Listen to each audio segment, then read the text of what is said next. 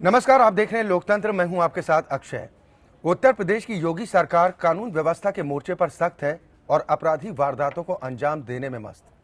सरकार की ओर से बार बार दी जा रही चेतावनी का भी कोई असर आपराधिक मानसिकता वाले लोगों पर नहीं पड़ रहा। यही वजह है कि हत्या, लूट और बलात्कार के मामले लगातार बढ़ते जा रहे हैं। आज सरकार के दावों की हवा उस वक्त भी निकलती दिखाई दी जब सरकार के कामों का फीडबैक लेने के मकसद से मेरठ पहुंचे सूबे के उप मुख्यमंत्री केशव प्रसाद मौर्य ने कार्यकर्ताओं से पूछा कि बदमाशों को कानून का डर है कि नहीं। तो जो जवाब मिला उसे सुनने के बाद वो भी अपनी बगलें झांकते नजर आए। हालांकि जब हमने इस बाबत उप मुख्यमंत्री से सवाल किया तो उन्होंने ये कहकर बचाव की कोशिश की कि वो अपनी पार्टी के कार्यकर्ताओं से फीडबैक ले रहे थे, जिससे सरकार और संगठन के बीच में बेहतर तालमेल बना रहे। हालांकि इस पूरे घटनाक्रम ने विपक्षी पार्टियों को सरकार पर तंज कसने का एक और मौका दे दिया, लेकिन कई सवाल हैं जो अपना जवाब तलाश रहे हैं। जिनमें सबसे अहम सवाल ये कि क्या कानून व्यवस्था के मोर्चे पर सरकार का इकबाल कमजोर नजर आ रहा है? क्या बीजेपी के अपने ही सरकार की राह में रोड़ा बन रहे हैं? साथ ही सवाल इस बात को लेकर भी हैं कि क्या सूबे के माहौल को बिगाड़ने की कोशिश की जा रही है? जवाब अगर हाँ है तो वो कौन है जो सूबे के सौहार्द को बिगाड़ने का प्रयास कर रहा है? वो कौन है जो योगी सरकार के खिलाफ साजिश कर रहा है? आज लोकतंत्र में हम इसी मुद्दे पर चर्चा करेंगे।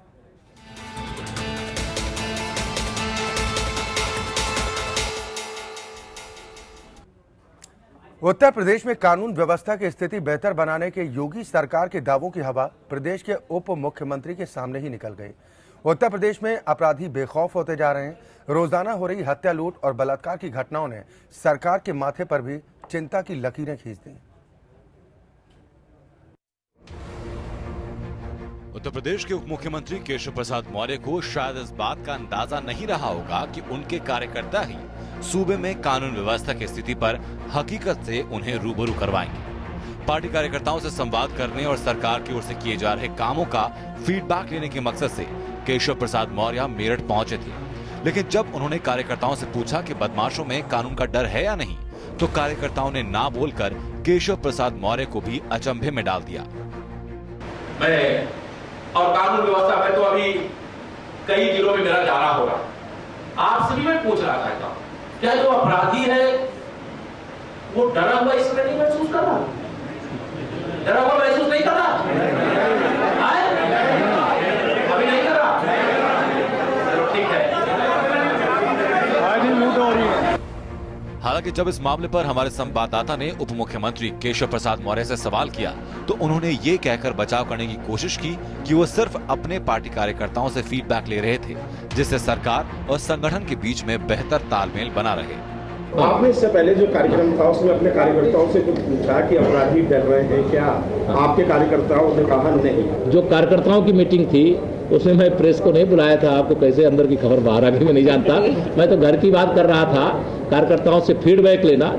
सूबे में बीजेपी की सरकार को बहुमत की एक बड़ी वजह राज्य की बदहाल कानून व्यवस्था माना जाता है। मुख्यमंत्री बनते ही आदित्यनाथ योगी ने कानून का राज स्थापित करने के लिए कई ऐलान किए। बड़ी तादाद में अधिकारियों के तबादले भी किए गए, लेकिन कानून व्यवस्था के मोर्चे पर कुछ खास सुधार देखने को नहीं मिला। राजधानी लखनऊ से लेकर गाजियाबाद और प्रधानमंत्री के संसदीय क्षेत्र वाराणसी से लेकर मथुरा तक ताबड़तोड़ वारदातों ने विपक्ष को भी सरकार पर निशाना साधने का मौका दे दिया। यही वजह है कि कानून व्यवस्था पर खुद घिरी रही समाजवादी पार्टी के कार्यकर्ता भी सड़कों पर उतर रहे हैं। लखनऊ के किंग जॉर्ज मेडिकल कॉलेज में गैंगरेप की घटना ने सरकार के दावों की हवा निकाल दी।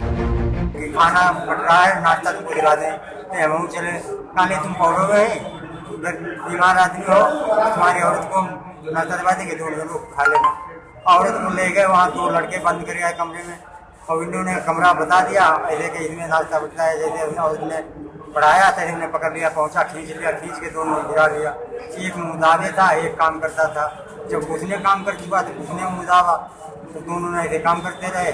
नहीं, ये सारी चीजें भी देखा जा रहा है। वहाँ पे सीसीटीवी वगैरह कैमरे लगे हैं, उनको भी देखा जा रहा है। उसके बाद ही पूरी तरीके से बताया जाएगा। सर, जिन्होंने ऐसा काम किया क्या वो कहीं के वो कर्मचारी थे, वो केजीएमयू के क्या? हाँ, कुछ लोग यहाँ पे गार्ड थे और एक लिफ्ट ऑपरेटर थे कुछ लोग। योगी सरकार कानून व्यवस्था को ठीक करने का दावा कर रही है। अपराधी प्रवृत्ति के लोगों को लगातार चेतावनी दी जा रही है। बावजूद इसके स्थितियों में कोई खास सुधार देखने को नहीं मिल रहा। ऐसे में सवाल भी उठाए जा रहे हैं कि कहीं ये माहौल बिगाड़ने की साजिश तो नहीं? क्या योगी सरकार के खिलाफ कोई साजिश रची जा रही है? अगर हाँ, तो ये साजिश कौन कर रहा है? सरकार को इस बात का जवाब ढूंढना होगा। ब्यूरो रिपोर्ट के साथ अक्षय सिंह गौर, APN। या तो सरकार जहां कानून व्यवस्था के मोर्चे पर सख्त है, लेकिन अपराधी वारदातों को अंजाम देने में मस्त। सरकार की ओर से बार बार दी जा रही चेतावनी का भी कोई असर आपराधिक मानसिकता वाले लोगों पर नहीं पड़ रहा, और यही वजह है कि हर दिन हत्या, लूट और बलात्कार के मामले लगातार बढ़ते नजर आ रहे हैं। और सरकार के दावों की हवा उस वक्त भी निकलती दिखाई देती है जब पार्टी के कार्यकर्ता ही इस बात को स्वीकार करते हैं कि अपराधियों को कानून का कोई डर नहीं है। आखिर कैसे उत्तर प्रदेश उत्तम प्रदेश बनेगा, कैसे उत्तर प्रदेश की बदहाल कानून व्यवस्था पटरी पर आएगी और सरकार के दावों की असल हकीकत क्या है, इस पर हम चर्चा करेंगे। सभी खास मेहमान हमारे साथ जुड़ गए हैं। सबसे पहले अपने दर्शकों की मुलाकात अपने आज के मेहमानों से। मेरे साथ नोएडा स्टूडियो से दो खास मेहमान हैं। राजकुमार भाटी जी हैं, आप समाजवादी पार्टी को रिप्रेजेंट करेंगे। साथ ही कांग्रेस पार्टी के प्रवक्ता मनोज त्यागी जी हमारे साथ इस चर्चा में शामिल हैं। लखनऊ से तीन खास मेहमान इस वक्त जुड़े हैं। आनंद लाल बनर्जी जी, जो रिटायर्ड DGP हैं उत्तर प्रदेश। साथ ही कैप्टन द्विवेदी जी हैं, आप रिटायर्ड IAS हैं। और वरिष्ठ पत्रकार रतनमणि लाल जी हमारे साथ इस चर्चा में शामिल हैं। और अब से कुछ ही देर बाद भारतीय जनता पार्टी के प्रतिनिधि के तौर पर धीरज ओझा भी हमारे साथ जुड़ेंगे, जो पार्टी से विधायक हैं। बहुत स्वागत है आप सभी लोगों का हमारे साथ इस कार्यक्रम में शामिल होने के लिए। शुरुआत आनंद लाल बनर्जी जी मैं आपसे ही करना चाहूंगा। प्रदेश में कानून व्यवस्था के मसले पर जो भी हालात इस वक्त देखने को मिल रहे हैं और जो फीडबैक सामने आया, मान लिया जाए कि अभी तक के फीडबैक में सरकार फेल है, खासतौर पर कानून व्यवस्था के मुद्दे पर। देखिए, ये कानून व्यवस्था, मैं पुनः आपके चैनल में आया हूं और पुनः ये कहना चाहूंगा कि कानून व्यवस्था को कभी मुद्दा न बनाए और न ये बनना चाहिए।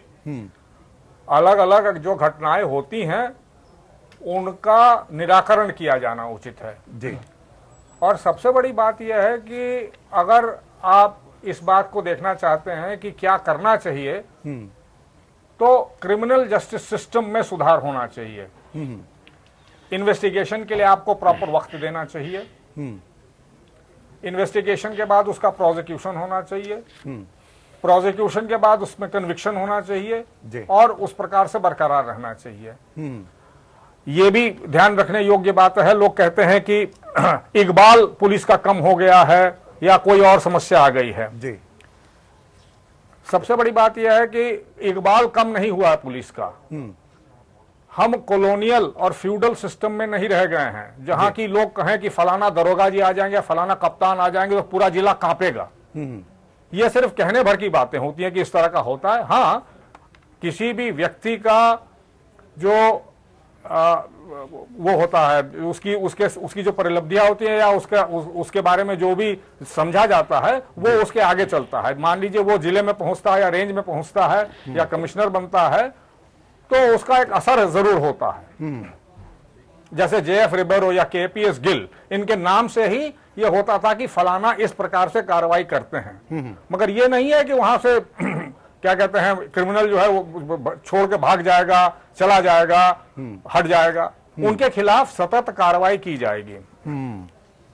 कैप्टन द्विवेदी जी, अभी जो समस्या आप जिसका वर्णन जी सर, मैं आऊंगा आपके पास। कैप्टन द्विवेदी जी, अगर इन बातों का महत्व नहीं पड़ता है तो खुले मन से क्यों मुख्यमंत्री योगी आदित्यनाथ बार बार चेतावनी देते नजर आए कि आपराधिक प्रवृत्ति वाले लोग उत्तर प्रदेश के बॉर्डर को छोड़कर चले जाएं? सरकार सख्त है, ऐसे लोगों पर सख्त कार्रवाई की जाएगी, फिर तो इन बातों का मतलब नहीं बनता ना। देखिए, क्रिमिनल जस्टिस की अगर आप बात करें तो सबसे बड़ी बात जो होती है अक्षय, उसमें ये होती है कि कितना इफेक्टिव आपका कंट्रोल सिस्टम है। जो एक बहुत बिगड़ी हुई व्यवस्था है उसको बनाने में थोड़ा वक्त लगेगा, स्पेशली जब सेटअप चेंज होता है जी। और मैंने पीछे भी आपके इस चैनल पे कहा था कि ट्रांजिटरी फेज जब होता है तो इस तरह के क्रिमिनल एलिमेंट इस बात का इंतजार करते हैं कि किस तरह का रिएक्शन जो है एडमिनिस्ट्रेशन के द्वारा लिया जा रहा है और उसी के हिसाब से वो एक्ट अपॉन करते हैं।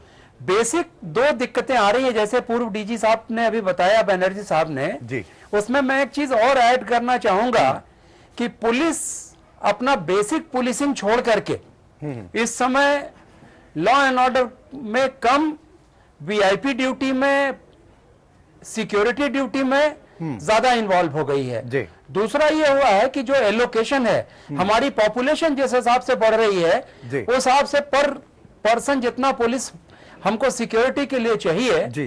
वो प्रदेश में नहीं है, उसकी बहुत शॉर्टेज है। और तीसरा यह है कि पुलिसिंग का जो ट्रेनिंग पार्ट है, देखिए हम डिफेंस बैकग्राउंड से आते हैं, आर्मी में भी ट्रेनिंग करी हुई है, पुलिस की जो ट्रेनिंग का पैटर्न है उसको चेंज करना पड़ेगा। और जो जैसा बनर्जी साहब ने अभी कहा कि जो प्रोसेस है उसको फॉलो करने में हमको लगना पड़ेगा। उसमें दो पार्ट्स होते हैं उसके, एक तो इन्वेस्टिगेशन और दूसरा क्राइम कंट्रोल। जी। दोनों यहाँ पे कंबाइंड है। वही दरोगा जी पर्ची काटते हैं, वही दरोगा जी साइट पे जाते हैं, वही दरोगा जी फिर वीआईपी ड्यूटी में चले जाते हैं। नतीजा ये होता है कि उनकी डायरी आपको हमेशा मिलेगी कि काफी पीछे चल रही है, और उनको जब मिलता है वो पेड़ के नीचे बैठ करके, कभी किसी की जगह रेस्टोरेंट में बैठ करके अपनी डायरी लिखते हैं, अपने पर्चे काटते हैं। उसकी वजह से जो इन्वेस्टिगेशन का काम है वो पिछड़ता है, और उसका नतीजा ये होता है कि हमारे क्रिमिनल जो हैं, क्रिमिनल जस्टिस नहीं हो पाती उनके साथ। मोस्टली उनको बेनिफिट ऑफ डाउट मिल जाता है और कोर्ट से बरी हो जाते हैं। जब तक इस सिस्टम को टाइट नहीं किया जाएगा, जब तक हमारा प्रोसिक्यूशन का सिस्टम है उसको आप स्ट्रेंथन नहीं करेंगे, और एक स्पष्ट मैसेज ये नहीं जाएगा क्रिमिनल्स को अगर मित्र पुलिस सामान्य व्यक्ति के साथ ट्रीट करेगी तो वो पॉसिबल नहीं है। जी। क्रिमिनल्स की मानसिकता ही अलग होती है, वो हमेशा ये मौका देखते हैं कि कहां मौका मिले और कोई ना कोई वो वारदात कर दें। जैसा कि अभी आप बता रहे थे कि मेडिकल कॉलेज में अभी कल की घटना हुई है, आपने देखा कि जिसको मौका मिले वो काम कर देता है। जी। इस पर प्रभावी कार्रवाई होनी चाहिए, इनके खिलाफ एक्शन होना चाहिए। हालांकि इस मामले में 2 आरोपियों के साथ गिरफ्तारी हो चुकी है, सरकार इस पूरे मामले में वो सही है, लेकिन उसमें सबसे जरूरी ये है, लेकिन उसमें सबसे जरूरी ये है कि इनको रिस्पॉन्सिबिलिटी फिक्स करनी पड़ेगी, तभी जाके क्राइम कंट्रोल होता है। सर, हम क्राइम कंट्रोल इसीलिए इस बहस को लेकर आए कि ये जिम्मेदारी किसकी बनती है। आपने जो सिस्टम में सुधार की बात कही है, सुधार होना चाहिए वक्त वक्त पर। जो आप कह रहे हैं कि पॉपुलेशन लगातार बढ़ती जा रही है, पुलिस बल में जो संख्या बल था वो अभी भी लगभग उतना ही बना हुआ है, जबकि लाखों जो पद हैं अभी भी खाली पड़े हुए हैं, उनको भी भरा जाना चाहिए। धीरज ओझा जी मेरे साथ जुड़ गए हैं, आप बीजेपी विधायक हैं। धीरज जी, बहुत स्वागत है आपका इस चर्चा में शामिल होने के लिए। मैं आपके पास आऊंगा, लेकिन उससे पहले रतन मणि लाल जी, ये जिम्मेदारी किसकी बनती है कि पुलिस व्यवस्था में सुधार हो, कानून का डर आपराधिक प्रवृत्ति के लोगों में हो? इस बात की जिम्मेदारी तो सरकार की होती है ना। जनता ने उन्हीं पर तो भरोसा किया है कि आप आए हैं, सब कुछ ठीक करेंगे। बिल्कुल। देखिए, हमें ये नहीं भूलना चाहिए कि हर सरकार, बल्कि ये कहना चाहिए कि हर चुनाव में कुछ ऐसे मुद्दे इवॉल्व होते हैं जो पब्लिक को सीधे सीधे अपील करते हैं और जिनके आधार पे पूरा वोटिंग पैटर्न प्रभावित होता है और एक निश्चित नतीजा निकलता है। जी। पिछले चुनाव में बिल्कुल स्पष्ट था कि लॉ एंड ऑर्डर एक बहुत बड़ा इशू बना था। लोगों ने यह माना था कि पिछली जो रूलिंग पार्टी थी उसकी सरकार में कुछ ऐसे एलिमेंट्स बिल्कुल हाथ से बाहर हो गए थे जिनके ऊपर सरकार का कंट्रोल नहीं था। रूलिंग पार्टी का ऐसे लोगों को समर्थन और प्रश्रय था जिसकी वजह से लॉ एंड ऑर्डर की व्यवस्था बिगड़ी। और इसकी एक झलक हमें तब दिख गई थी जब पूर्व मुख्यमंत्री की शपथ ग्रहण समारोह था। तब से लेके और 2017 के शुरुआत तक पूरे प्रदेश भर में ऐसा माहौल बन गया था जैसे कि पुलिस कुछ भी कर नहीं पा रही है। जी। और अगर इसे मुद्दा बना के भारतीय जनता पार्टी ने चुनाव लड़ा और चुनाव जीता, और जिस तरह की जीत मिली है भारतीय जनता पार्टी को, उससे बिल्कुल साफ है कि लोगों ने ये माना था कि लॉ एंड ऑर्डर उनके लिए एक इशू है। और ये इशू इतना इम्पोर्टेंट है कि न केवल समाजवादी पार्टी के बड़े बड़े लोग हार गए, बल्कि भारतीय जनता पार्टी को इसके वादे के ऊपर बहुत बड़ी जीत मिली जो कि ऐतिहासिक है। जी। तो पहली बात तो ये कि ये एक मुद्दा अगर सरकार को गिराने के लिए इस्तेमाल हो सकता है तो वो मुद्दा आज की तारीख में लोगों के बीच में असंतोष फैला रहा होगा। इसको बिल्कुल स्पष्ट तरीके से मानना चाहिए, क्योंकि यही असंतोष 2012 से लेके धीरे धीरे बढ़ते बढ़ते 14, 15, 16 तक इतना बढ़ गया कि 2017 के चुनाव में लोगों ने उसके लिए तत्कालीन सरकार को उखाड़ फेंका। जी। तो अगर यही माहौल दोबारा बन रहा है तो जिम्मेदारी तो ये तब भी सरकार की थी और आज भी सरकार की है। ये आपका जो सवाल था ये उसका बिल्कुल स्पष्ट जवाब है, क्योंकि जो भी सड़कों पे पब्लिक प्लेसेस पे लोगों का जो उद्दंड व्यवहार है, जिस तरह से पुलिस के आदेशों को लोग पालन करने में बिल्कुल समझते हैं कि कोई जरूरत ही नहीं है, पुलिस तो कहती रहती है हम अपनी मनमानी करेंगे, चाहे वो ट्रैफिक पे हो। अगर पुलिस अपना काम कर रही है, एनक्रोचमेंट हटाने पुलिस गई तो उसके ऊपर लोगों ने हमला बोल दिया। ऐसे ही कोई पुलिस पे हमला नहीं बोलता, ऐसे ही कोई पुलिस पे हाथ नहीं उठाता। उनको पता होता है कि हम अगर ऐसा करेंगे तो हमारा कुछ नहीं बिगड़ेगा। तो अगर ये भावना लोगों में आ गई है कि पुलिस हो तो हो, मशीनरी हो तो हो, हम तो जो चाहे करेंगे, इसका मतलब ये कि सरकार ये संदेश देने में सफल नहीं रही है कि वो लोगों को सुरक्षा प्रदान करने के लिए कमिटेड है, और उनकी पुलिस भी समहाउ, मुझे ऐसा लगता है बिल्कुल ये तमाम सवाल हैं जो उठ रहे हैं और इस पर अब योगी सरकार को भी गंभीरता के साथ विचार करना होगा कि कैसे व्यवस्थाओं को दुरुस्त करें। लेकिन राजकुमार भाटी जी, जब उत्तर प्रदेश में समाजवादी पार्टी की सरकार थी, तब ये वही बीजेपी थी जो आरोप लगाती थी कि प्रदेश में जंगल राज है। कुछ परिवर्तन आपको दिखा या आपको लग रहा है कि मुख्यमंत्री का इकबाल कमजोर है? देखिए, मैं चाहूँ तो अपनी सरकार की सफाई में बहुत लंबा वक्तव्य दे सकता हूँ, लेकिन उसका कोई औचित्य नहीं है। हमारी सरकार को जनता ने, हमारी पार्टी को चुनाव में हराया, हमने हार को सम्मान के साथ स्वीकार किया, जो भी हमारी कमियां रही होंगी, लेकिन आज उनकी चर्चा करने के उतना औचित्य नहीं है। बात केशव प्रसाद मौर्य जी ने जब मेरठ में पूछा कि क्या अपराधियों में भय है, उन्हीं के कार्यकर्ताओं, उन्हीं की पार्टी ने स्पष्ट कर दिया कि नहीं, भय नहीं है। मैं इसमें आगे जोड़ना चाहता हूं कि इस उत्तर प्रदेश में आज की तारीख में, इन 70 दिन के शासन में, अपराधियों के अलावा हर व्यक्ति भयभीत है। अपराधियों में कोई भय नहीं है, अपराधी भयमुक्त हुए हैं और बाकी जनता भययुक्त है, भयभीत है। चलती ट्रेन में रेप हो रहे हैं, पुलिस रेप कर रही है, हाईवे पे गाड़ियां रोक कर रेप हो रहे हैं, अस्पतालों में पेशेंट के साथ रेप हो रहे हैं, लूट हो रही है, 4-4 करोड़ की लोगों का मर्डर हो रहे हैं, सहारनपुर में जाति हिंसा की आग में चल रहा है, अलीगढ़ में सांप्रदायिक तनाव फैला हुआ है, गौतम बुद्ध नगर में क्या हुआ, घटना हुई इतनी बड़ी, हर जिले में आग लगी हुई है। लोग धर्म परिवर्तन कर रहे हैं सरकार की नीतियों से ऊब ऊब के, और जो तनाव है उसको देखते हुए, और सरकार ट्रांसफर पोस्टिंग में व्यस्त है। जब हमारी सरकार थी तो यही भारतीय जनता पार्टी के लोग टीवी चैनल पे आके कहते थे कि समाजवादी पार्टी की सरकार ने ट्रांसफर पोस्टिंग को धंधा बना लिया है, हमारी सरकार आएगी तो हम ट्रांसफर पोस्टिंग नहीं करेंगे, हम उन्हीं अधिकारियों से अच्छा काम लेंगे और बहुत कम ट्रांसफर पोस्टिंग करेंगे। अब बल्क में ट्रांसफर हो रहे हैं, 150, 200, 250 ट्रांसफर रोजाना किया जाता है और नए नए रिकॉर्ड कायम किए जा रहे हैं। अभी 28 तारीख को हमारे जिला बुलंदशहर में गिरीश कुमार को सिटी मजिस्ट्रेट नियुक्त किया गया। गिरीश कुमार की मृत्यु नवंबर में हो चुकी है।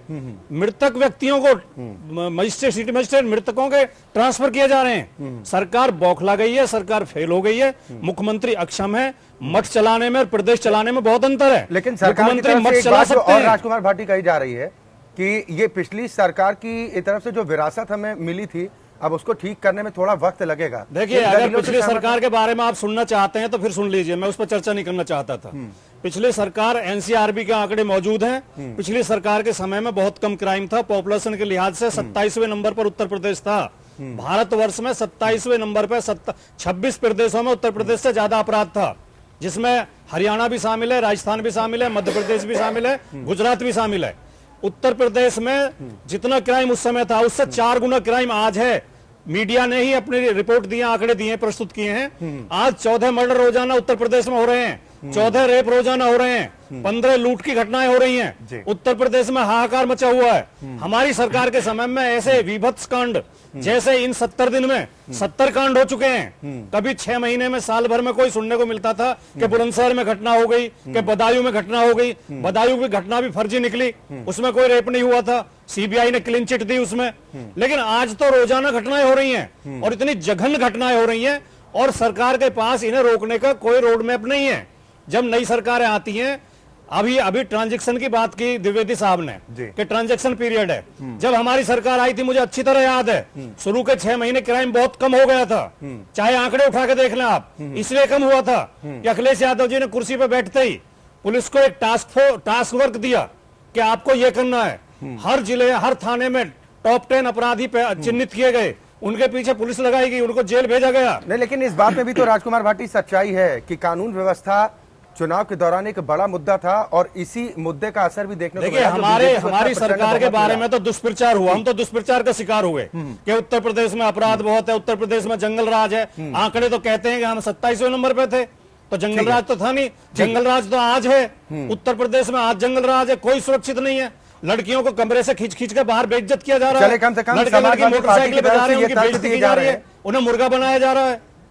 ये कम से कम जो मौजूदा हालात हैं उसको लेकर कम से कम समाजवादी पार्टी को लगता है कि जंगल राज है और गुंडागर्दी अब बहुत ज्यादा हो रही है, इस पर लगाम कसनी चाहिए। मनोज त्यागी जी, जो नज़ारा मेरठ में देखने को मिला, केशव प्रसाद मौर्य, आपको राहुल गांधी के साथ जो एक बेंगलुरु में घटनाक्रम हुआ था उसका जिक्र आपको याद नहीं आता? उसका भी याद आता है, और उस घटना की जिस तरह से निंदा भी की गई थी, जिस तरह से उसमें कार्रवाई की गई वो पूरे देश को मालूम है।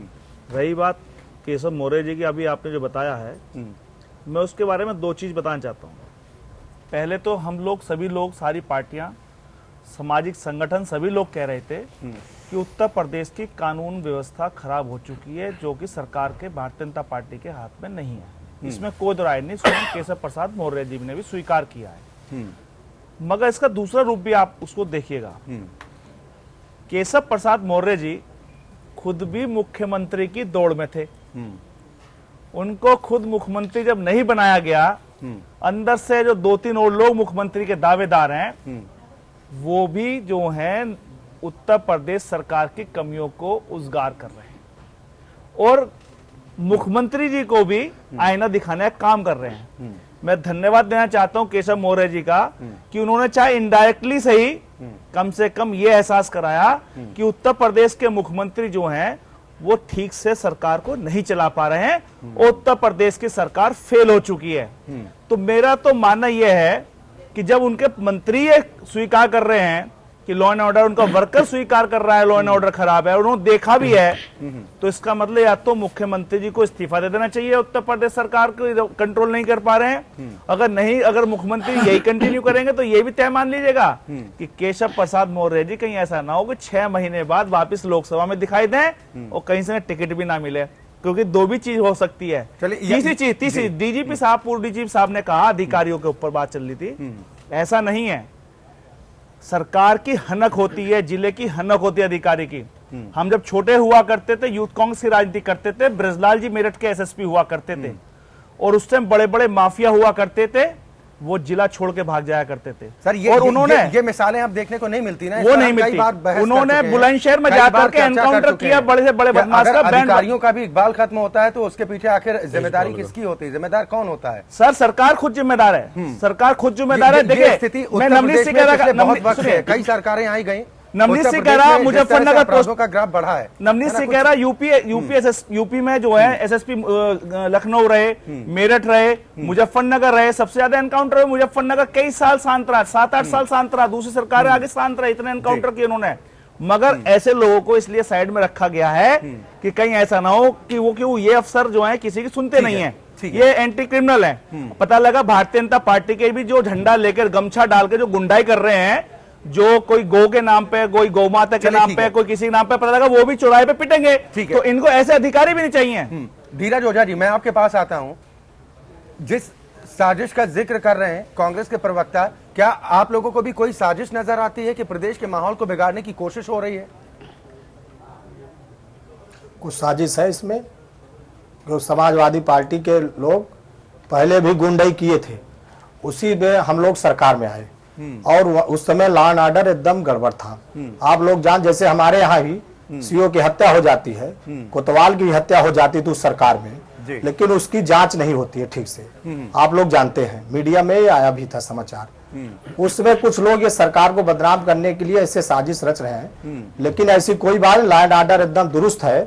और अब जो घटना हो रही है उसमें तुरंत एक्शन लिया जाता है। हमारे यहाँ भी घटना हुई, उसमें तुरंत एक्शन है। जितने मुलजिम थे सब पकड़े गए, सब जेल के शिकंजों में गए। जेवर में एक सप्ताह हो गया है, हमारा दुष्कर्म हुआ, जेवर में अभी तक अरेस्टिंग नहीं हुई है, जेवर की घटना अभी तक नहीं खुली है, एक सप्ताह हो गया पूरा। उसमें अरेस्टिंग होने वाली है। अभी हमारे मुख्यमंत्री जी आज ही कहा उन्होंने अरेस्टिंग करने के लिए, उसमें भी कार्रवाई होगी। आप देखते रहिए। आपके जमाने में कई कार्रवाई नहीं हुई। मैं कई चीज बताना चाहता हूँ आपके जमाने में कि आप कई घटना उसमें नहीं हुई थी। यमुना एक्सप्रेस में जब घटना हुई तो उसमें कैसे गिरफ्तारी हुई आप लोग सब जानते हैं। रखा नहीं है सर, अब रिस्पॉन्सिबिलिटी आपकी बनती है, आपकी सरकार की बनती है। प्रचंड बहुमत था, 325 सीटें है ना, जनता की अपेक्षाएं भी बहुत जुड़ी हुई हैं। अगर आपकी पार्टी को लगता है कि हाँ ये कहीं साजिश तो नहीं हो रही प्रदेश के माहौल को बिगाड़ने की, तो यह साजिश कौन कर रहा है, इस बात की पड़ताल की जिम्मेदारी भी तो आप लोगों की है ना सर। पूरी सरकार हमारी सजग है इसमें, और जो ऐसे लोग करेंगे गुंडे तत्व, उनको जो है जेल के शिकंजों में भेजेगा, कानून अपना काम करेगी। और हमारी सरकार जो है इसमें, जो हमारी सरकार ने कहा था गुंडा राज को हम खात्मा करेंगे, वो गुंडा राज को हम खात्मा करने के लिए तैयार बैठे हैं। हमारी सरकार उसमें काम भी कर रही है। सहारनपुर में दलितों के घरों में आग लगा दी गई, वहां से अरेस्टिंग नहीं हो पा रही है। स्वयं सहारनपुर के सांसद ने दंगा भड़काने की सबसे शुरुआत करी थी। पूरे देश ने, प्रदेश ने देखा, एसएसपी के बंगले में घुस करके तोड़फोड़ की गई, उनके खिलाफ तो आज तक कार्रवाई नहीं कर पाई। तो जनता कहां से डरेगी, कार्यकर्ता का? सुनिए सुनिए, मैं ये नहीं कह रहा हूं, मैं ये नहीं कह रहा हूं, देखिए ऐसा नहीं है, ऐसा नहीं है। सरकार को, सरकार उदाहरण देती है। मैं मायावती जी की पार्टी का नहीं हूं, मगर मायावती जी के टाइम में भी जिस गुंडे ने, जिस गुंडे सांसद ने कुछ भी करा, उसको बुला के अरेस्ट करवा दिया। आपको नहीं मालूम है, आप कब सांसद को जानकारी नहीं है? आप बताइए, आपके जिले के नेता पूरी जानकारी नहीं है। आपके जमाने में क्या हुआ मैं जानता हूँ, इसलिए उसमें भी कार्रवाई हो रही है। जो कानून के दायरे में आएगा उसमें जो है, उसमें कार्रवाई, जांच चल रही है, उसमें कार्रवाई होगी, वो चाहे जो भी होगा, उसमें जांच चल रही है। जो भी कानून के दायरे में आएगा उसमें कार्रवाई होगी, आप जानते हैं। और उसमें किसने करा वो भी जांच बहुत जल्दी पता चल जाएगा। आप कांग्रेस के मित्र हमारे, उसमें पता चल जाएगा आपको उसने कराया, क्या किया गया, उसमें आपको पता चल जाएगा। उसमें भी कार्रवाई होगी, आपको पता चलेगा। कुछ दिन इंतजार करिए ना, तुरंत चलिए ठीक है। ये हैरानी इस बात से लेकर भी होती है कि सहारनपुर जैसे जातीय हिंसा पर भी सियासी रोटियां सेकी जाती हैं। इसमें आपको पता चल जाएगा। मनोज त्यागी जी, इसमें तमाम सियासी दल भी जिम्मेदार हैं कि अगर सहारनपुर में सियासी आग को भड़काने की कोशिश की जाती है तो इसमें सियासी दलों की भी भूमिका कम नहीं है। एल बनर्जी साहब, मैं आपके पास आऊंगा। बीजेपी ने सबसे शुरुआत करी साहब, सांसद जी ने स्वयं सबसे पहले घटना सांसद जी ने कोई पार्टी पाक साफ नहीं है। मौका मिलने की देरी होती है, मौका मिलने की देरी, जांच हो रही है, आप लोगों को पता चला जांच का विषय, उसमें हम नहीं बोल सकते। ठीक है, एल बनर्जी साहब, मैं आपके पास आता हूँ। क्या आपको नहीं लगता कि एक बड़ी वजह यही होती है कि अपराधों का ग्राफ जिस तरह से बढ़ता है उस पर सियासत होती है, सहारनपुर जैसी जातीय हिंसा होती है, उस पर सियासी रोटियां सेकने की कोशिश की जाती है, और उसके बाद सब पार्टियां कहती हैं कि हम तो भाई पाक साफ हैं जी, हम तो आम जनता की लड़ाई लड़ रहे हैं। आपने बहुत बढ़िया प्रश्न पूछा है, आपने बहुत अच्छा प्रश्न पूछा है। मैं यही कहना चाह रहा था, मैं कोई एक विशेष घटना को नहीं लूंगा, मैं सारी घटनाओं को एक में लेना चाहूंगा और सियासी उस रुख उसके विषय में बताना चाहूंगा। अब देखिए, जब इलेक्शन होता है उस समय सारे मैगजीन्स, अखबार जो हैं वो लोगों से ये पूछने जाते हैं कि इस इलेक्शन के दौरान आपके पास कौन कौन से मुद्दे हैं। तो उन मुद्दों में वो सारे मुद्दे गिनवाते हैं जिसमें कि लॉ एंड ऑर्डर और इस तरह की जो चीजें हैं वो 5वीं या 6ठी नंबर पे होता है। परंतु ये सारी पार्टी, सियासी पार्टी जब मंच पे जाती हैं और ये वोट मांगने जाते हैं तो वो ये कहते हैं कि हम लॉ एंड ऑर्डर सुधार देंगे। तो असली चीजों, असली मुद्दे जो है वो पीछे हट जाते हैं। नंबर 2, एनसीआरबी के जो आंकड़े हैं या किसी भी आंकड़े से अगर क्राइम बढ़ रहा हो या कम हो रहा हो, ये गलत बात है। कोई जापान के अलावा विश्व में कोई भी ऐसा देश नहीं है जहां की क्राइम कम हुआ हो, जहां की अपराध कम हो रहे हों। जापान में क्यों हो रहा है उसका एक अलग कारण है। भारत में जनसंख्या बहुत बढ़ रही है, उसके चलते भी है। नंबर 3, अभी बात हुई कि अरेस्ट हुआ कि नहीं हुआ किसी एक मसले को लेके, इस बात पर चर्चा हो रही थी कि अभी तक अरेस्ट नहीं हुआ। यही हमारी सबसे बड़ी दिक्कत है जी। एक कोई घटना हो जाए, उसके 3 घंटे के अंदर लोग पहुंच जाते हैं कि साहब अरेस्ट नहीं हुआ। विवेचना करने दीजिए, सुप्रीम कोर्ट क्या कहता है अरेस्ट के बारे में, इसको देखिए। कानून क्या कहता है अरेस्ट के बारे में, इसको देखिए। मान लीजिए केवल थप्पड़ मार दिया, 323 का मुकदमा है, क्या उसमें आप अरेस्ट कर सकते हैं? वो बेलेबल ऑफेंस है, क्या कहते हैं उसको, आप 7 साल से कम है, सुप्रीम कोर्ट साफ कहता है कि आप उसमें अरेस्ट नहीं करेंगे जी। और अगर वो होगा, समन आएगा कोर्ट से, आप उसको सर्व करेंगे, वो जाएगा कोर्ट के सामने, वहां उसकी बेल हो जाएगी। अभी कुछ ही दिन पहले, 2-4 दिन पहले आपके चैनल पे आया था, इस बात का चल रहा था कि महिलाएं सुरक्षित नहीं है। एक कोई कहीं की रेप की घटना थी, वो 2016 में हुई थी, अरेस्ट हो चुका था, वो आदमी जेल में था, उसका बेल हो गया, वो बेल के बाहर आया, उसने उनको धमकी दिया कि तुमको मैं देख लूंगा।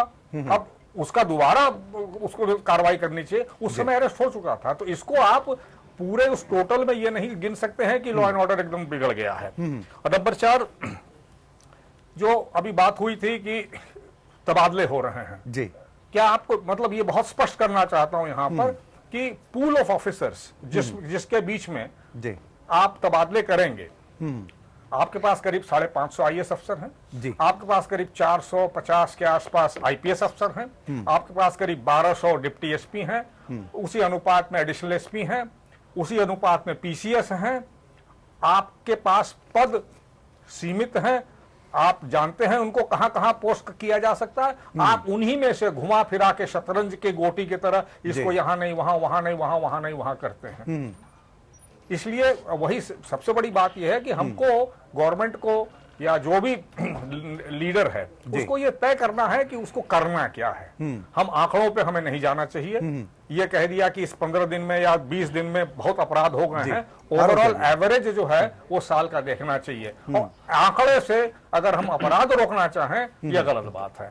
आंकड़े अपराध को परिदर्शित नहीं करते हैं। हम बहुत सारे हो सकता है कि छुपा रहे हो, हो सकता है बढ़ा रहे हो। इसलिए डीजीपी साहब, आप रिटायर हो गए, मुझे आपसे ये उम्मीद थी कि कम से कम आप सीट पे नहीं है, कम से कम पुलिस का सही तो आईना दिखा देते। आप ये क्यों नहीं कहना चाह रहे हैं कि आज डे टू डे जो भी सरकारें आ रही हैं, क्या वो डीजीपी इतने पावरफुल रह गए हैं? क्या जिले के कप्तान इतने पावरफुल हो गए हैं कि वो अपने आप जो 24 घंटे में एसएसपी को बदल सकते हैं? माफ कीजिएगा, आज की तारीख में ऐसे ऐसे थानेदार और सिपाही हो गए हैं कि वो चाहते हैं तो जिले का कप्तान हटा देते हैं, वो चाहते हैं तो डीजीपी को हटा देते हैं। मगर आप जैसा आदमी से मुझे उम्मीद नहीं थी कि आप सच्चाई बोलिए। मेरा मानना है, जब तक आप पुलिस को फ्री हैंड नहीं देंगे, जब तक आप डीजीपी को जो है फुल पावर नहीं देंगे, जब तक आप उसकी जिम्मेदारी तय नहीं करेंगे, लॉ एंड ऑर्डर की व्यवस्था खराब होती जाएगी। आप पुलिस कमिश्नरी सिस्टम लागू करा दीजिएगा उत्तर प्रदेश के अंदर। चैलेंज करता हूं आपको मैं 5 कमिश्नरी सिस्टम लागू कर दीजिएगा और आपको 6 महीने के अंदर उसके रिजल्ट दिख जाएंगे। मैं दावे से कहता हूं, क्योंकि पुलिस के तो हाथ आपने बांध दिए। डीजीपी साहब सिर्फ आज के टाइम में ऑफिस में फाइल के दस्तखत करने के लिए रह गए हैं। नहीं तो इन परिस्थितियों का जिम्मेदार कौन है? इसकी जिम्मेदारी क्या उन अधिकारियों पर फोड़ी जानी चाहिए या फिर हमारे माननीय राजनेताओं पर फोड़ी जानी चाहिए जो अपने रस्सू का इस्तेमाल करते हैं? कैप्टन द्विवेदी जी, ये आदत बिगाड़ने का काम किसने किया? देखिए कि ये नेक्सस है हम लोगों में, जैसा अभी बनर्जी साहब ने बताया आपको, स्ट्रेंथ बहुत बढ़ गई है और उस हर आदमी चाहता है लिक्विडेटिव पोस्ट पे जाना। उसके लिए वो किसी न किसी जगह पर कॉम्प्रोमाइज करने को तैयार रहता है, नेता की बात सुनने को तैयार रहता है और इसलिए परिस्थितियां बदल रही हैं। जैसा त्यागी जी ने अभी बताया, जब ब्रजलाल साहब मेरठ में थे, मैं था वहां पे और हम लोगों ने देखा है उस एक्शन को होते हुए। लीडरशिप की जरूरत है, बिना लीडरशिप के काम नहीं चलेगा। दूसरा, जब तक रिस्पॉन्सिबिलिटी नहीं फिक्स होगी सीनियर ऑफिसर्स की, सुपरवाइजरी स्टाफ की, तब तक आप लॉ एंड ऑर्डर में कंट्रोल करना चाहें तो पॉसिबल नहीं है। केवल कह करके या मैंडेट दे करके उससे नहीं होगा जब तक डेटरेंट एक्शन नहीं होता है। और डेटरेंट एक्शन केवल थानेदार को हटा देना, थानेदार को लाइन हाजिर कर देना इज नॉट द सोल्यूशन। नहीं, ये जो आरोप विपक्षी पार्टियों की तरफ से कैप्टन द्विवेदी साहब लगाए जा रहे हैं कि अधिकारियों का सही ढंग से इस्तेमाल नहीं हो रहा है, ट्रांसफर तो खूब किए जा रहे हैं, वो लेकिन इस वजह से क्या आपको लगता है कि इस तरह की स्थिति है वाकई में? अक्षय, देखिए उसमें बेसिक बात यह है कि मैंडेट क्लियर होना चाहिए और मैंडेट क्लियर हो तो जैसा अभी त्यागी जी ने कहा कि फ्री हैंड देना चाहिए कुछ समय के लिए, तब एक्शन में लोग नजर आएंगे। हर चीज पर अगर कंट्रोल रहेगा, जैसा कि पूर्ववर्ती सरकारों में होता आया है, तो वो संभव नहीं होगा और वही चीज कंटिन्यू कर रही है। अगर कहीं पर हीनियस क्राइम होती है तो वहां पर स्थानीय पुलिस प्रशासन और स्थानीय जिला प्रशासन को लग करके प्रभावी कार्रवाई करनी पड़ेगी, एक्शन लेना पड़ेगा। दूसरा, जैसा बनर्जी साहब ने कहा कि लोग तुरंत आ जाते हैं, डिमांड करते हैं कि साहब 24 घंटे में हमें गिरफ्तारी चाहिए। तो 24 घंटे में अगर आप गिरफ्तारी मांगेंगे तो सही विवेचना नहीं होती है। नतीजा ये होता है कि पुलिस येन केन प्रकारेण किसी को भी पकड़ के खड़ा कर देती है और ये होता है कि साहब हमने केस वर्कआउट कर लिया। वास्तविक अपराधी भाग जाते हैं। रतन मणिलाल जी, इसलिए जरूरत इस बात की है, अंतर समझना चाहता हूं कि अगर पिछली सरकार से हम तुलना करते हैं और मौजूदा सरकार के अभी तक के कार्यकाल की, तो आपको क्या अंतर नजर आता है कि एक समय में एक पार्टी के नेताओं पर गुंडागर्दी के आरोप लगते थे, दूसरे में अपराधियों के हौसले बुलंद होते जा रहे हैं, इसके अलावा भी कोई आप डिफरेंस देख रहे हैं?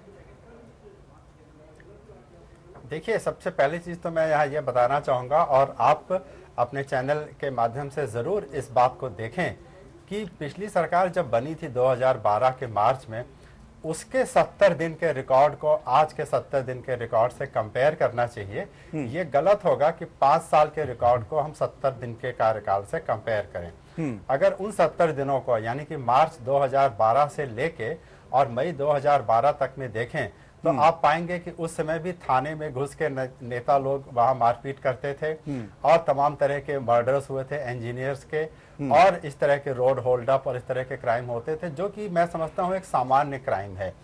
आज की तारीख में उस क्राइम को हम सामान्य के बजाय ये कह रहे हैं कि क्राइम बहुत बढ़ गया है।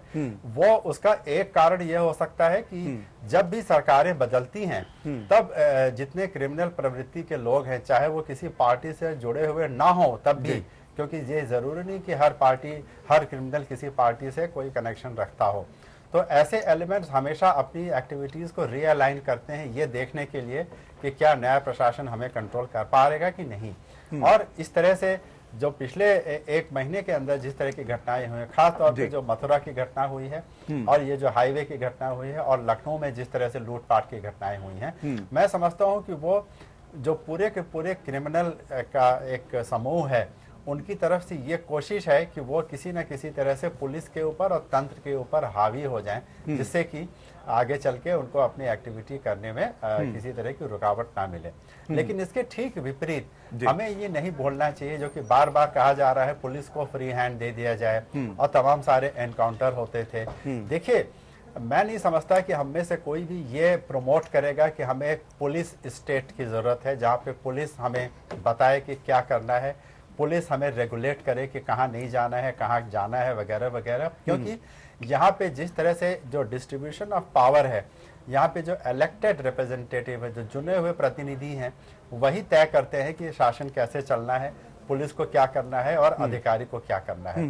अगर हम पुलिस स्टेट बहुत ज्यादा एनकाउंटर और राह चलते बिल्कुल क्रिमिनल्स को इस तरह से करेंगे तो हमें नहीं भूलना चाहिए कि ह्यूमन राइट्स, कोर्ट और तमाम सारे सामाजिक संगठन और विपक्षी दल ये आरोप लगाने में बिल्कुल नहीं चूकेंगे कि इस समय पुलिस का राज है और पुलिस तंत्र ही सरकार चला रहा है और शासन चला रहा है। तो डेमोक्रेसी में कहीं न कहीं एक बीच का रास्ता निकालना चाहिए और इसके लिए पुलिस को फ्री हैंड देने के अलावा रास्ता ये हो सकता है कि कम से कम शासन और प्रशासन में जो अधिकारी, मंत्री और मुख्यमंत्री जैसे जो उच्च पदों पे लोग हैं, उन्हें ये पता होना चाहिए कि उन्हें क्या करना है, उन्हें किस तरह का माहौल प्रदेश में बनाना है, पुलिस को कितनी छूट देनी है, कितना कंट्रोल करना है, जिससे कम से कम मैसेज सही जाए। पुलिस को खुली छूट दे देना ये एक ऐसा बयान है जिसके कई तरह के मतलब निकाले जा सकते हैं, जो कि हमेशा किसी को भी समझ में नहीं आएगा और किसी को अच्छा नहीं लगेगा कि पुलिस को छूट है।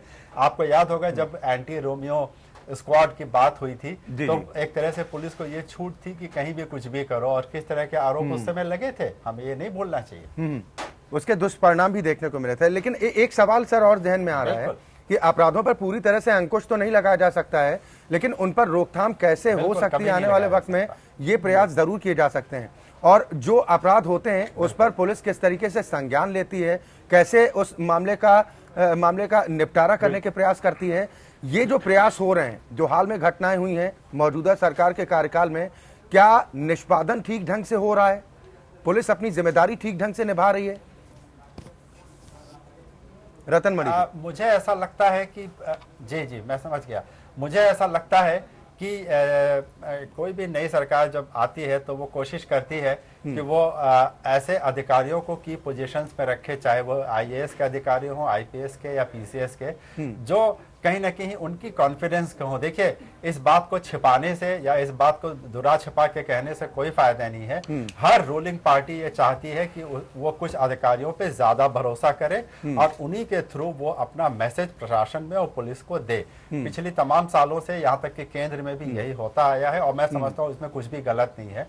हर राजनीतिक व्यक्ति ये चाहेगा कि सत्ता में आने के बाद उसके पास कुछ विश्वास पात्र अधिकारी हों। तो मुझे ऐसा लगता है कि इस सरकार के आने के बाद ऐसे अधिकारियों की तलाश में बहुत समय बीत गया है और शायद ऐसे अधिकारी अभी तक नहीं मिल पाए हैं। और यही कारण है कि ऐसे अधिकारियों को ऐसी जगह पे बैठाया गया है जिन्हें या तो फील्ड का अनुभव नहीं है या वो बहुत सालों से किसी ऐसी जगह पे थे जहां वो एक्टिव नहीं थे। क्योंकि कोशिश ये रही होगी कि ऐसे अधिकारी होने चाहिए जो पिछली 2 राजनीतिक दलों की जब सरकारें थी उनके विश्वास पात्र न रहे हों। मैं ये बात बिल्कुल स्पष्ट यहाँ करना चाहता हूँ कि ये सरकार की ये कोशिश बिल्कुल रही होगी और इसीलिए ऐसे अधिकारी जब नहीं मिल पाए या जब मिले तो उनके पास जो एडिक्वेट अनुभव था वो नहीं था, तो उसका नतीजा ये है कि अधिकारी भी शायद अभी जो मैसेज उनको मिला है, यानी ये दिक्कतें आप देख रहे हैं कि ये भी एक बड़ी वजह है। कुछ कहना चाह रहे हैं मनोज जी, अपनी बात कीजिए। मुझे बड़ा दुख हुआ आप जैसे विद्वान आदमी के मुंह से ये बात सुनते हुए कि ब्यूरोक्रेट्स को भी इन 27 साल में यही किया गया है कि जो IAS IPS जो पढ़ के आता है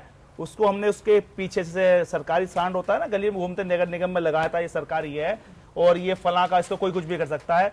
आप लोगों ने पढ़े लिखे इंटेलेक्चुअल लोगों ने, मीडिया ने, सबने लगा दिया कि ये बसपा का है, ये सपा का है, ये भाजपा का है। सर इसका ठीक है, मीडिया के सर गलत है। आपने कहा है कि जो सपा बसपा के नजदीक, सपा बसपा के नजदीक किसी ने जो भी सरकार आएगी वो अधिकारियों से काम लेगी। 1 मिनट में सुना नहीं तो सर अधिकारी तो वही मनोज त्यागी जी, मनोज त्यागी जी अच्छे होते हैं, मनोज त्यागी जी भी काम लेना पड़ेगा। कुछ चंद ऐसे अधिकारी होते हैं जिन पर आप इस तरह का ब्लेम कर सकते हैं। एक बड़ी तादाद ऐसी है जो अपने फर्ज के प्रति ईमानदार हैं, जो अपनी जिम्मेदारी को ठीक ढंग से निभाना चाहते हैं। ऐसे भी लोग जानता हूं जो अपने सरकार में भी थे, जो बसपा सरकार में भी थे, जिनको इसलिए रखा गया था, वाकई उनकी वर्किंग बहुत अच्छी थी, उन्होंने सरकार अच्छी चलाई है। मेरा मानना है कि उनसे भी काम लेना चाहिए। ऐसा नहीं है कि जो उसके विश्वास पात्र जब बनता आदमी जब कोई वो अच्छा कार्य करता है। 2 तरह के विश्वास पात्र होते हैं, एक धमाऊ एक कमाऊ होते हैं और एक काम के प्रति होते हैं। जो काम के प्रति होते हैं क्या उनसे काम नहीं लेना चाहिए? उससे नहीं होना चाहिए, मानसिकता बड़ी होनी चाहिए। एक उदाहरण देना चाहता हूं, डीजीपी श्री राम अरुण उत्तर प्रदेश से डीजीपी हुआ करते थे, मैं स्वयं उनके पास एक सिफारिश के लिए गया था।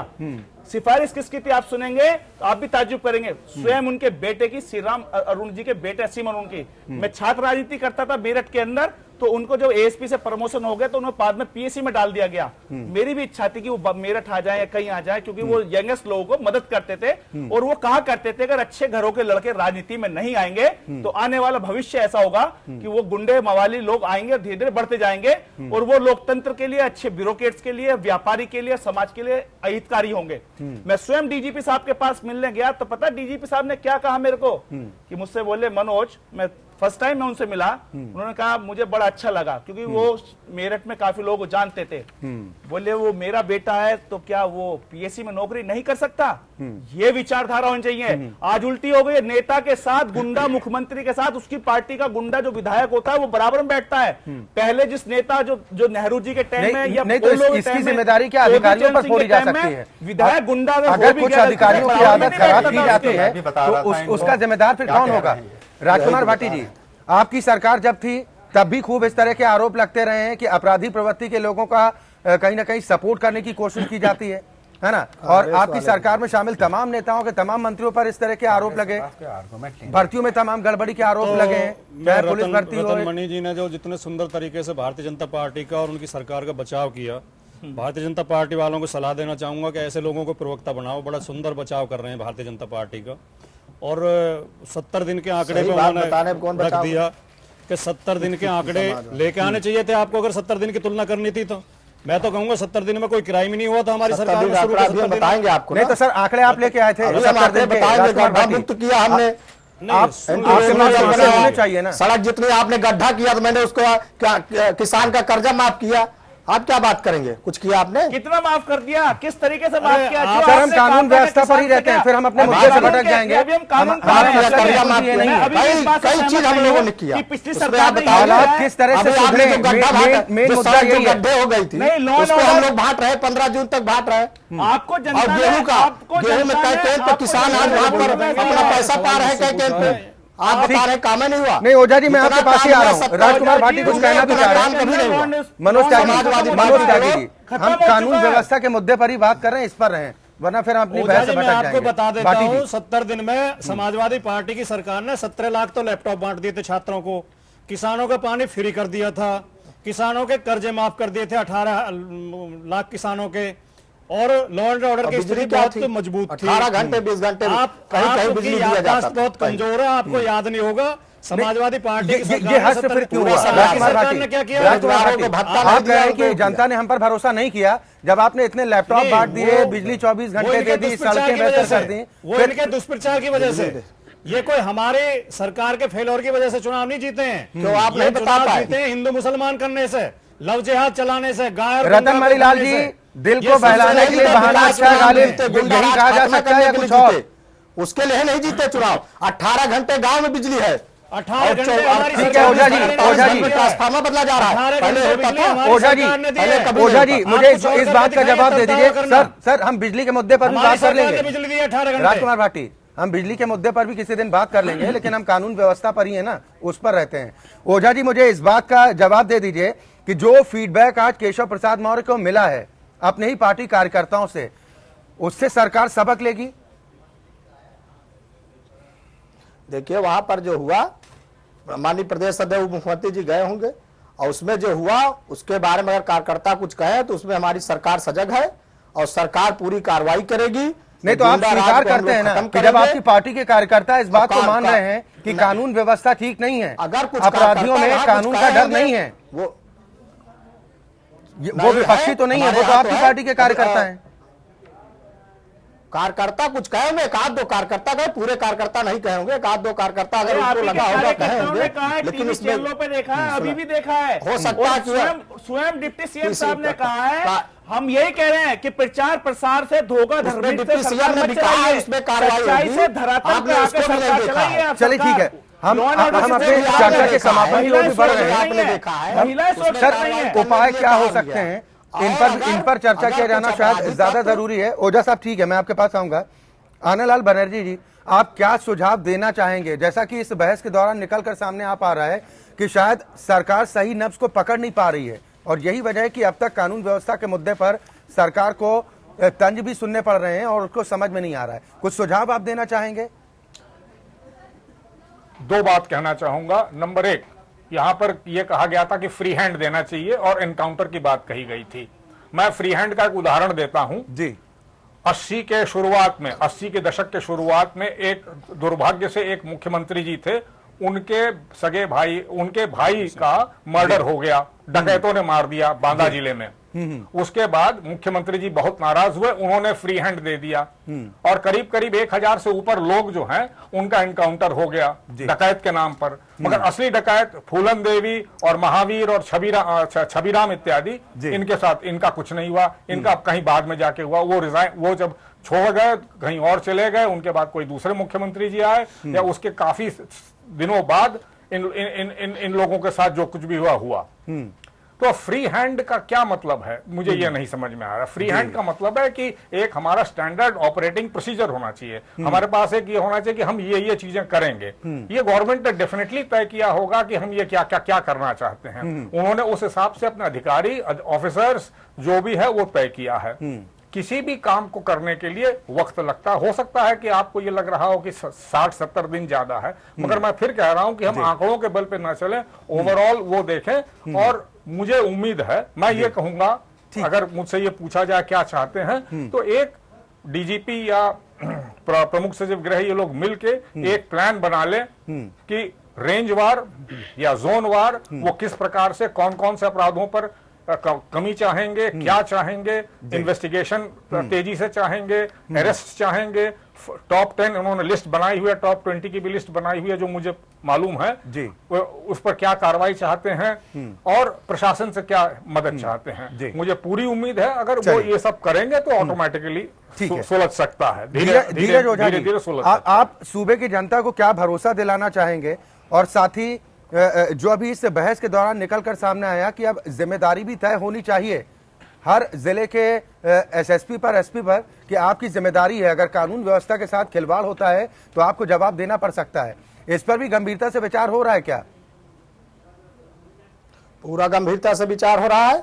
हम लोग इस पे जवाबदेही बनाएंगे और जो अपराधी है, अपराधी जो है कानून के दायरे में उसको जेल भेजा जाएगा और गुंडा एक्ट लगाओ जेल जिला बदर भी किया जाएगा ऐसे अपराधियों को। ठीक है, पूरा जवाबदेही होगी। और हम लोगों से भी कहा गया, हम लोग भी ऐसे गुंडे तत्वों को हम लोग प्रश्रय नहीं देंगे और ऐसे लोगों को हम लोग जेल के शिकंजों में पहुंचाएंगे। हम लोग कहेंगे एसएसपी से, चाहे वहां पर थानेदार होगा चाहे जो भी होंगे, हम लोग उनसे कहेंगे और अपने सरकार से भी कहेंगे ऐसे लोगों तत्वों पर कार्रवाई हो। सर, और अभी जो कहने की विपक्षी लोग गुंजाइश भी नजर साजिश आती है करें, रतन मणि उनको लाल भी। जी, अभी गुंजाइश कहने की नजर आती है या अब तक इस पर अमल हो जाना चाहिए था, तभी तो शायद नतीजे नजर आते। देखिए मुझे ऐसा लगता है कि जितना ज्यादा समय बीत रहा है और अगर स्थितियों में कोई परिवर्तन नहीं आता है तो सरकार द्वारा और मुख्यमंत्री द्वारा और तमाम लोगों द्वारा जो बार बार ये चेतावनी दी जा रही है, सख्त चेतावनी दी गई और तमाम सारी बातें कही गई, उन सब चीजों का असर फिर खत्म होता चला जाता है। मैं फिर कह रहा हूं कि अभी भी समय है और अगर समय रहते और जल्द से जल्द इस पूरी स्थिति को कंट्रोल करने के लिए सख्त कदम नहीं उठाए गए तो ये सरकार न केवल अपनी लोकप्रियता खोएगी बल्कि लोगों के अंदर ये विश्वास पैदा हो जाएगा कि कोई भी सरकार उत्तर प्रदेश में किसी भी प्रकार का सुधार नहीं ला सकती। और मैं समझता हूँ ये लोगों के लिए और पूरे हमारे सिस्टम के लिए एक बहुत बड़ा नुकसान होगा कि लोग अपने सिस्टम पे भरोसा खो दें और कुछ जल्दी ही ऐसा करना चाहिए कि लोगों का सिस्टम पे, पुलिस पे और प्रशासन पे भरोसा बढ़े, नहीं तो ये किसी भी राजनीतिक दल के लिए कोई बहुत अच्छी बात नहीं है। चलिए, बिल्कुल बिल्कुल, बहुत शुक्रिया आप सभी मेहमानों का हमारे साथ इस कार्यक्रम में शामिल होने के लिए। तो मुद्दा बेहद गंभीर है, फीडबैक में सरकार खुद ही फेल होती नजर आ रही है। सवाल इस बात को लेकर उठ रहा है कि क्या इस फीडबैक के सामने आने के बाद सरकार इससे कोई सबक लेगी। विरोधी पार्टियां कानून व्यवस्था के मुद्दे को लेकर सरकार को खूब घेर रही हैं। सरकार दावे कर रही है कि हम लगातार प्रयास कर रहे हैं और आने वाले वक्त में जो नतीजे हैं वो बेहतर साबित होंगे।